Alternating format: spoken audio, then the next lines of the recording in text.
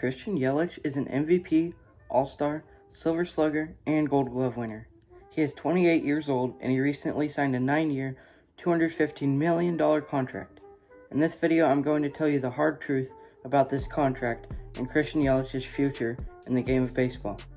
As always, feel free to subscribe if you're new and want to join the team, but without further ado, let's get this video started. Christian Yelich played college baseball at Miami and was drafted by the Marlins in the first round of the 2010 draft. He made his major league debut on July 7th of 2013, playing left field for the Miami Marlins. He batted .288 his first season. 2 years later, 2015, 23-year-old Yelich played 126 games and batted .300. The next 2 years he was decent as he batted .298 and .282. Since he was on the Marlins, he was never on a playoff contender team. Christian Yelich was selected to play on the 2017 U.S. World Baseball Classic team. He and his team won the championship as they defeated Puerto Rico. January 25th, 2018 was when a trade that the Marlins will regret forever happened. The Brewers traded 4 nobodies to the Marlins. The 4 nobodies were Monty Harrison, Lewis Brinson, Isan Diaz, and Jordan Yamamoto. In exchange, they received 2018 MVP Christian Yelich. 2018, Yelich's first season in Milwaukee was amazing statistically. He made his first All-Star appearance of his career. He batted .326, had a 1.000 OPS, and .343 total bases. All these led the National League. In 2019, Christian Yelich looked like a repeat for the MVP. He led the National League in OPS plus, OPS, slugging, on-base percentage, and batting average. All was going well until September 10th. The Brewers were playing at Miami. It was the first inning when Yelich fouled a pitch off of his knee.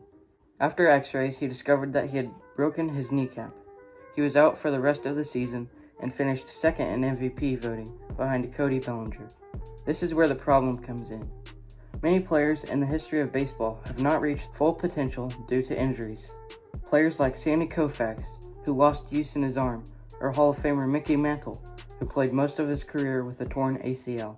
Sure, these were great players, but they could have been a lot better had they not been injury-plagued. Christian Yelich is a great player and has similar stats as Mantle. I have no doubt that Christian Yelich will continue to be great, but he will never be as good as he should be. During his major league career, he has been placed on the disabled list over 10 different times. Yelich has had concussions, back spasms, right oblique injury, broken kneecap, and right knee contusion. In early March, Christian Yelich and the Brewers agreed on a contract extension. It was a 9-year, $215 million contract.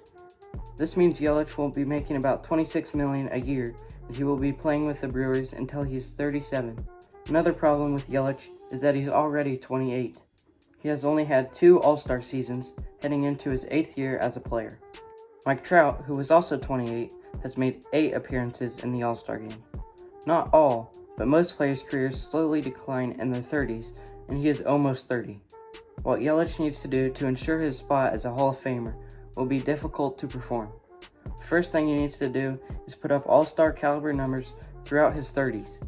Yelich will need to probably win another MVP and not get held down by injuries.